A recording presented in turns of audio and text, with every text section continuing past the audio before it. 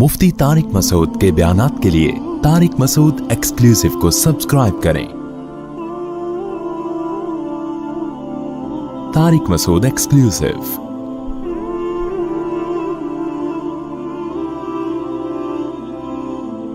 जो ज्यादा बातें करते हैं ना, हर वक्त बातें बातें बातें, ये भी अकल की कमी की दलील होती है। बच्चे ज्यादा बातें करते हैं, आपको पता है, हर वक्त बोलते रहते हैं, बेवक्त बोलते हैं, होता है ना। बच्चों को देखा है ना, कुछ न सुबह उठते ही कुछ ना कुछ बोलना चाहिए। जब वो मिचोर होते हैं, खामोश। जैसे जैसे इंसान मिचोर होता रहता है, उसमें खामोशी का उनसर बढ़ता चला जाता है, यहां तक कि बिल्कुल खामोश। कोई जरूरत की बात होगी तो करेगा, चुप बैठा रहेगा, इसी में उसको सुकून मिलता है। हमने बड़े बड़े उलमा देखे हैं, अपने मशाइख को देखा है। मुफ्ती रशीद अहमद साहब रहमहुल्लाह की मैं अक्सर मिसाल देता हूँ। उनकी आधे घंटे की मजलिस होती थी। जब वो मजलिस में आके बैठते तो बसा औकात पूरी मजलिस में खामोश रहते।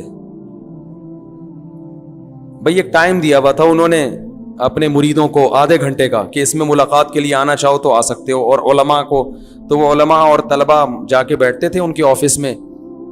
ऑफिस में बैठने से पहले एसी चला दिया जाता था और उसमें स्प्रे किया जाता था खुशबू का। खुशबू के वो बड़े आशिक थे, खुशबू के बगैर जहाँ खुशबू नहीं होती थी तो उनको वहाँ बदबू आती थी, ठीक है ना। बहुत महंगी खुशबुएं इस्तेमाल करते थे। तो वो आधा घंटा उन्होंने तलबा को दिया हुआ था। तो आते नीचे आके बैठ जाते, बैठ के सबको एक नज़र देखते, थोड़ा सा मुस्कुराते, उसके बाद चुप, क्योंकि कोई बात जहन में नहीं आ रही करने की, तो चुप बैठे। हम भी चुप, हम भी ये नहीं कि और भाई सुनाए खैरियत हजरत, आज सुबह नाश्ते में क्या खाया आपने। भाई करना चाहो तो कुछ भी बोलते रहो, और क्या खाया आपने नाश्ते में, और अम्मी ठीक हैं, और भाई क्या क्या हो गया, मंगनी वहां तय हो गई। खवातीन यही कर रही होती है ना बातें, मैयत में भी बातें करती हैं।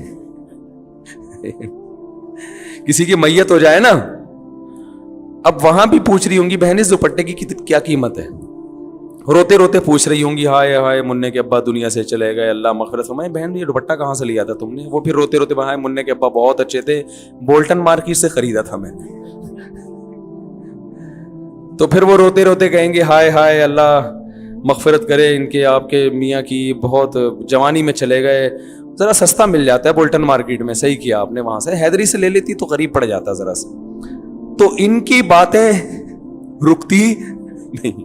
हमारे हजरत आगे बैठते थे, चुप, हम भी चुप और हजरत भी चुप, इसलिए कि कोई अहम बात आ ही नहीं रही। जब तक कोई अहम नहीं है तो पूछनी नहीं है।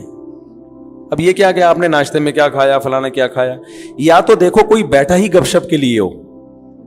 दोस्त अहबाब की महफिल बाज़ दफा होती ही गपशप के लिए, वो तो महफिल सजाई ही गपशप के लिए गए हैं ना, उसमें तो ठीक है। नॉर्मली इंसान जितना खामोश होगा, अक्सर ये इसके ज़हीन होने की अलामत है कि ये मिचोर है, समझदार है। बिला वजह बोलते रहना बोलते रहना बोलते रहना, ये इसकी अलामत है कि आपकी अकल कामिल नहीं है। समझ रहे हैं कि नहीं समझ रहे? तो हाँ, बाज दफा इंसान को मोहब्बत के इजहार के लिए बोलना पड़ता है। जैसे बाज खामोश मिजाज लोग जब घर में जाते हैं तो इतने मिचोर हो चुके होते हैं, बीवी से भी बात नहीं कर रहे होते वो। अब वो ऑफिस से आए, क्योंकि ग्रेड बहुत 20वें ग्रेड के ऑफिसर हैं, तो वो ऑफिस में जैसा उनका रोब होता है, चुप बैठे रहते हैं, तो घर आके भी चुप। हमारे एक जानने वाले थे, वो ऐसे ही करते थे। उनके बच्चे भी उनसे बेजार आ गए थे अपने अब्बा से, बेगम भी बेजार आ गई। वो ऑफिस से घर आते, ऑटोमेटिक उनका एक सिस्टम था ना, रोबोट की तरह। इस वक्त साहब ऑफिस से घर आएंगे तो जैसे ही घर आएंगे दरवाज़ा पहले से खुला हुआ होना चाहिए। वो जाएंगे अपने ख़ास रूम में बैठेंगे, उनकी बेगम उनके लिए रोबोट की तरह चाय पेश कर देंगी, वो चाय पियेंगे, बात कुछ नहीं, सलाम दुआ भी नहीं करते थे वो। बेगम साहब चाय पेश करेंगी, चाय पियेंगे, आराम करेंगे थोड़ी देर, उसके बाद अपना जो भी वर्क है, कोई फ़ोन पे बातचीत की, और फिर टाइम पे अपना सो गए, सुबह उठे चले गए। अच्छा, बच्चों के साथ आते ही बच्चों को थोड़ी सी जेब खर्ची दे दी, चुप, बातें नहीं, चुप, जेब खर्ची पकड़ाई, निकल लिए। तो ये तकब्बुर है। इस खामोशी को कहीं आप ये ना समझे कि माशाल्लाह बहुत समझदार हैं। मुफ्ती साहब ने कहा था कि जो ज़हीन लोग होते हैं वो बातें नहीं करते, चुप रहते हैं। तो भाई जहां बोलने का मौका हो वहां बोलना चाहिए। अल्लाह मेरे वालिद साहब की मग़फ़िरत करे। हमें वालिद साहब के इंतकाल पे इतना अफसोस हुआ گھر کی رونق ختم ہو گئی. کیونکہ جب وہ آتے تھے بات چیت کرتے تھے, لطیفے جو میں اکثر بیان میں سناتا ہوں والد صاحب سے سنے ہوئے ہم نے, تو گھر میں جب آپ جائیں تو بیوی بچوں کے ساتھ گپ شپ لگائیں. یہ گپ شپ محبت کے اظہار کے لیے ہوتی ہے, اس میں کوئی وجہ نہیں ہوتی. ویسے جب بات چیت کریں نا تو آفس میں ریزرو رہا کریں, بلا وجہ بات چیت چپ کر کے بیٹھو بھائی, یہاں کام کی بات ہے تو کرو, نہیں تو پتلی گلی سے نکلو. اب جیسے مجھ سے بھی کوئی ملنے کے لیے آئے, کوئی کام کی بات ہے, تو مجھے بھی میں کہتا ہوں بھائی اس کام کی بات کو فوکس کرو, ایران توران نہ جاؤ. فون میں نے ریسیو کر لیا کسی کا, وہ ایران توران شروع کر دیتے ہیں. بھائی جو آپ کا مسئلہ ہے اسے آپ پوچھیں, اگر پھر بھی وہ ادھر ادھر طول دیتا ہے تو میں لائن کاٹ دیتا ہوں کہ ہم اب گپ شپ کے لیے آپ سے ہم نے بات نہیں کی ہے. گپ شپ کیا ہے تو پھر دوستی ہے, تو پھر چلو وہ ہائی وے پہ چلتے ہیں, وہاں بیٹھ کے وہ بنوائیں گے انشاءاللہ, اور پھر گپے بھی لگائیں گے. سمجھ رہے ہیں نا؟ تو اس میں بعض لوگوں کی عادت ہوتی ہے وہ فری ہو جاتے ہیں. اور میں نے یہ چیز بھی نوٹ کی ہے, بہت معذرت, کہ خواتین کے جب فون آتے ہیں تو وہ بات کو طول دیتی ہیں, ٹو دا پوائنٹ بات نہیں کرتی, بہت لمبی. مرد کا جب فون آتا ہے تو وہ مختصر بات کرتے ہیں. وجہ اس کی یہی ہے کہ خواتین کو بات سمیٹنا نہیں آتی ہے, سوائے ان خواتین کے جو میرا بیان سن رہی ہیں, کیونکہ پھر نیگیٹو کمنٹس بہت آتے ہیں, تو ان خواتین کے علاوہ کی بات کر رہا ہوں, طول دیتی ہیں. قرآن میں آتا ہے نا, وَمَن يُنَشَّأُ فِي الْحِلْيَةِ وَهُوَ فِي الْخِصَامِ غَيْرُ مُبِينٍ. عورت کے بارے میں اللہ نے فرمایا وہ خصام میں غیر مبین ہوتی, اپنی بات کو مدلل انداز میں نہیں پیش کرتی, جذبات سے زیادہ متاثر کرتی ہیں, جذبات زیادہ غالب آ جاتے ہیں, ٹو دا پوائنٹ بات کم ہوتی ہے. تو اس میں خوب اچھی طرح سے سمجھیں. کیا کہہ رہا تھا یار میں, کہاں سے کہاں بات چلی گئی, وہ واقعہ سنا رہا تھا. تو وہ صاحب جب گھر میں آتے ہیں چپ روبوٹ بن کے نا, وہ چائے پیئیں گے, سو جائیں گے, رات کو کھانا آ جائے گا ان کے سامنے رکھا جائے گا بالکل ٹائم پہ, کھانا آیا, کھایا, تھوڑا چہل قدمی کی اکیلے, پھر سو گئے, پھر صبح اٹھے. ایسے ان کی روٹین. میں جب ان کا کبھی ذہن میں تصور آتا ہے تو میں اپنے والد صاحب کا آتا ہے, میں نے کہا یار وہ کتنے, جب انسان کمپیئر کرتا ہے نا, جب تک کوئی آپ کے سامنے اپوزٹ مثال نہیں ہوتی تو پھر اپنوں کی قدر کہتا ہے یار کیسے زبردست آتے ہیں. حالانکہ ان کی بڑی عزت تھی محلے میں, بہت ہر جگہ عزت ہوتی تھی ان کی, لیکن گھر میں آ کے بالکل بچوں میں گھل مل جایا کرتے تھے, لطیفے بھی سناتے تھے, غصہ بھی ہوتے تھے, ہنسی مذاق کی باتیں بھی کر لیتے تھے. تو یہ خاموشی کا مطلب ہرگز نہیں ہے. تو یہ جو بات چیت کی جاتی ہے, بعض دفعہ بات چیت کی وجہ اظہار محبت ہے. میں جب کوئی ملنے کے لیے آتا ہے, میں دیکھتا ہوں کہ اس پہ روب بہت ہے, وہ بات نہیں کر پا رہا مجھ سے, پھر میں اس سے ایران توران خود ہی شروع کر دیتا ہوں تاکہ اس کا روب تھوڑا. پھر میں پوچھتا ہوں کیا نام ہے آپ کا, کہاں سے آئے ہیں, شادیاں وادیاں کتنی کی ہیں, ایسے ہی. حالانکہ اس کا اس شادی سے کوئی تعلق نہیں ہوتا, ٹھیک ہے نا, ایک ہی کی ہے. میں نے کہا چلو اللہ دوسری کی توفیق دے. کہہ رہا نہیں بھائی میں تو ایک ہی, میں چلو ایک ہی پر اللہ اسی کو نبھانے کی. ایسے وہ فریق. یہ جو بات چیت کی جا رہی ہے دیکھنے میں تو فضول لگ رہی ہے, مگر اس بات چیت کا مقصد ہوتا ہے اس کو تھوڑا سا مانوس کرنا, تاکہ وہ جو میٹر لے کر آیا ہے وہ کھل کے اظہار خیال کر سکے. تو آپ میں سے کوئی آئے اور میں ایران توران شروع کر دوں تو آپ کہیں گے ادھر تو مفتی صاحب کہہ رہے تھے ایران توران نہیں کیا, اور ٹو دا پوائنٹ بات, تو وہ ٹو دا پوائنٹ ہی ہوتی ہے, لیکن اس کا کوئی مقصد ہوتا ہے. تو اگر کسی سے محبت کا اظہار کرنا ہے, دوستوں کی محفل ہے, یہ گھر میں بیگم کے ساتھ, تو آپ کو بات چیت وہ فضول ہی بھی کر لیں. بیگم کیا پکایا تھا آج, امی کے یہاں گئی تھی, کیا پکا ہوا تھا تم آج امی کے یہاں سے ہو کر آئی ہو, بھنڈی, اچھا ہمارے یہاں تو گوشت پکتا ہے, ادھر بھنڈی کھائی ماشاء اللہ, چلو تمہیں احساس تو ہوگا نا. یعنی یہ والی باتیں نہ کریں, مقصد یہ ہے, اس سے پھر لڑائی ہو جائے گی نا. تو ایسے ہی ایران توران اور کیا ہو رہا ہے, تو وہ کرنا ضروری ہے, سمجھ رہے ہیں, وہ کرنا ضروری ہے. وہ نبی بھی کیا کرتے تھے اپنے گھر میں, آپ صلی اللہ علیہ وسلم بھی گھر میں بعض دفعہ اپنی ازواج سے قصے کہانیاں بھی سنا کرتے تھے. حالانکہ نبی کا وقت کتنا قیمتی ہے, لیکن قیمتی وقت کے باوجود اس کام کو بھی آپ نے قیمتی سمجھا. سمجھ رہے ہیں کہ نہیں سمجھ رہے؟ ہمارے ایک دوست تھے, حضرت مفتی تقی عثمانی صاحب سے بیعت تھے, اور بہت بڑے عالم تھے, 24 گھنٹے مصروف. میں نے کبھی ان کو ٹائم ضائع کرتے ہوئے نہیں دیکھا. ایسے تھے, ان کا انتقال ہو گیا, اللہ مغفرت فرمائے. میں نے کبھی نہیں دیکھا کہ وہ ٹائم ضائع کرتے ہوں. کوئی گپ شپ نہیں کسی سے, جامعۃ الرشید میں آتے, اپنا حساب کتاب سے جو ان کے جس کام کا ٹائم ہے اس میں مصروف رہتے, کوئی فالتو بات نہیں, بڑے بزی. حضرت مفتی تقی صاحب سے بیعت ہو گئے, وہ میری ان سے بڑی دوستی تھی. تو آپ کہیں جب وہ ٹائم ہی نہیں تھا تو دوستی کہاں سے ہو گئی؟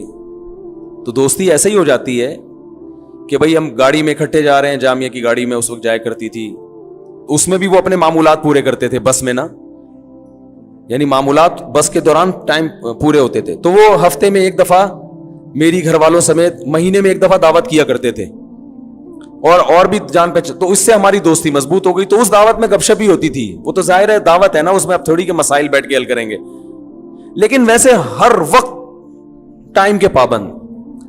تو مجھے بتا رہے تھے کہ میں نے حضرت مفتی تقی عثمانی صاحب کو خط لکھا, ان کو اپنے معمولات بتائے, اور میرا خیال تھا اس پہ بڑی شاباش ملے گی کہ ماشاءاللہ آپ تو صبح سے لے کے رات تک دین کی خدمت میں, بولو بھائی, مشغول ہیں. کہہ رہے انہوں نے جواب میں خط لکھا کہ اس میں بیوی بچوں کے لیے ٹائم کہاں ہے؟ صحیح ہے نا, یہ تو آپ صبح سے مدرسہ, تدریس, تحقیق کا کام, فتاوا, بیان ہے بھائی, یہ سارے سلسلے تو ہو گئے آپ کے, بیوی بچوں کا ٹائم کہاں ہے؟ تو بھائی وہ انہوں نے بتایا میں رات کو بیوی بچوں کے ساتھ ہی سوتا ہوں. انہوں نے کہا دن میں وہ تو سونے کا ٹائم ہے نا, وہ تو ہر آدمی سوتا ہے, آپ نے کون سا, یعنی میں مفتی تقی صاحب کی یہ الفاظ نہیں ہے, میں اپنے الفاظ میں بیان کر رہا ہوں. انہوں نے فرمایا کہ اس میں بیوی کا ٹائم کہاں ہے, خاص طور پر ان کی اہلیہ کے بارے میں کہا, بیگم کا ٹائم کہاں ہے, اس کو کتنا ٹائم دیتے ہو دن میں؟ تو کہتے ہیں مجھے احساس ہوا یار یہ تو, انہوں نے کہا نبی صلی اللہ علیہ وسلم تو روز وقت دیتے تھے, تو اس میں بیگم کا ٹائم کہاں ہے؟ کہہ رہے ہیں مجھے احساس ہوا کئی سال سے بیگم کے لیے میں نے الگ سے کوئی ٹائم, بولو بھائی, رکھا ہی نہیں ہے. تو پھر حضرت نے تنبیہ کی کہ دین, آپ جو کچھ دینی خدمات کر رہے ہیں اللہ کو خوش کرنے کے لیے کر رہے ہیں نا, تو اللہ کو خوش کرنے میں اللہ کے حقوق کے ساتھ بندوں کے حقوق بھی ہیں, تو بندوں کے حقوق میں اس بیوی کا بھی کچھ حصہ ہے. کتنے مرد ہیں کاروبار میں اپنے آپ کو کھپا دیا انہوں نے, صبح گئے رات کو آئے. ایک صاحب نے بتایا کہ میں اپنے بچوں کو انچ کے حساب سے بڑا ہوتے ہوئے دیکھ رہا ہوں, کیونکہ جب میں گھر سے نکلتا ہوں صبح تو بچے سو رہے ہوتے ہیں, جب واپس آتا ہوں تو سو چکے ہوتے ہیں. تو پہلے اتنے تھے, اب اتنے, اب اتنے, اور سوتے ہوئے نا, سوتے ہوئے بھائی پچھلے سال جب میں سوتا ہوا چھوڑ کر گیا تھا تو اتنے تھے, اب ایک سال ہو گیا اب اتنے. تو مجھے ایسے لگ رہا ہے کہ ایسے بس, اس سے زیادہ میرا بچوں سے کوئی تعلق نہیں ہے. وہ خود بتا رہے تھے کہ میرے بچے بڑے ہو رہے ہیں, بس مجھے سوتے ہوئے پتہ چل رہا ہے, اتنا ریلیشن ہے بچوں سے. پھر بچوں اور باپ میں تعلق کمزور, محبت ہی نہیں رہتی ان کو ابا سے. ایسے بہت روبوٹ ہم نے دیکھے. تو میں نے ایک واقعہ سنایا, اور بھی ایسے کئی واقعات ہیں. ایک وکیل صاحب, ان کی زندگی روبوٹ جیسی, کہہ رہے ہیں کہ 10 سال میں اپنے بھائی بہنوں سے نہیں ملے. یہ مجھے بتایا ان کے رشتہ داروں نے, 10 سال ہو گئے, کیونکہ یہ ہائی کورٹ میں اس کیس کی سماعت کرتے ہیں اور بڑے مشہور وکیل ہیں. اب تو انتقال ہو گیا, اللہ مغفرت فرمائے. بڑے مشہور وکیل ہیں اور بہت پیسہ کمایا انہوں نے, بڑے ایماندار ہیں. ایمانداری پر ان کو ایوارڈ ملے ہیں. ایمانداری پر, جب مسلم لیگ کی حکومت تھی اس وقت ان وکیل کو ایمانداری پر ایوارڈ ملا تھا. پاکستان میں وکیل کو ایمانداری پہ ایوارڈ مل جائے, آپ اندازہ لگاؤ یار کتنا نیک وقت. اور واقعی بہت نیک تھے, کبھی کرپشن نہیں, کوئی جھوٹا کیس نہیں لیا. جو بھی مجرم آتا تھا پہلے اس سے پوچھتے تھے, یعنی مجرم تو نہیں, جو بھی کیس آتا تھا پہلے اس سے پوچھتے تھے کہ غلطی, پہلے خود ٹریس کرتے تھے کہ یہ کرپ تو نہیں ہے, کہیں ظلم اس کی طرف سے تو نہیں ہے. جب پتہ چلتا تھا بھائی اس پہ ظلم ہو رہا ہے, پھر وہ کیس لیتے تھے. اور کوئی کیس وہ ہارے نہیں تھے کبھی بھی, اتنے تیاری کے ساتھ ہر وقت کتابیں لے کے بیٹھے رہتے تھے. میں ان کے گھر گیا, ان سے ملا میں باقاعدہ, اتنی موٹی موٹی وکالت کی کتابیں, اور ہر وقت اسٹڈی کر کر کے ان کے سر بالکل ایسے بن گیا تھا جیسے کچھ دن پہلے میں نے جو چرنا میں آپ نے میری ویڈیو دیکھی ہوگی نا.